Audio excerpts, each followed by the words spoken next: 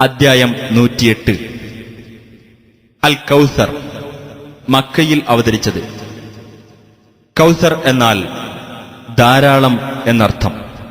അള്ളാഹു നബിക്ക് ധാരാളം നേട്ടങ്ങൾ നൽകിയതിനെക്കുറിച്ച് 1-ാം സൂക്തത്തിൽ പരാമർശിച്ചതാണ് ഈ പേരിന് നിദാനം. ബിസ്മില്ലാഹിർ റഹ്മാനിർ റഹീം. ഇന്നാ അഅ്തൈനാകൽ കൗസർ. തീർച്ചയായും നിനക്കു നാം ധാരാളം നേട്ടം നൽകിയിരിക്കുന്നു. ഫസല്ലി ലിറബ്ബിക വൻഹർ. ആകയാൽ നീ നിന്റെ രക്ഷിതാവിനു വേണ്ടി നമസ്കരിക്കുകയും ബലിയർപ്പിക്കുകയും ചെയ്യുക. ഇന്ന ശാനിഅക ഹുവൽ അബ്തർ. തീർച്ചയായും നിന്നോട് വിദ്വേഷം വെച്ച് പുലർത്തുന്നവൻ തന്നെയാകുന്നു വാലറ്റവൻ അഥവാ ഭാവിയില്ലാത്തവൻ.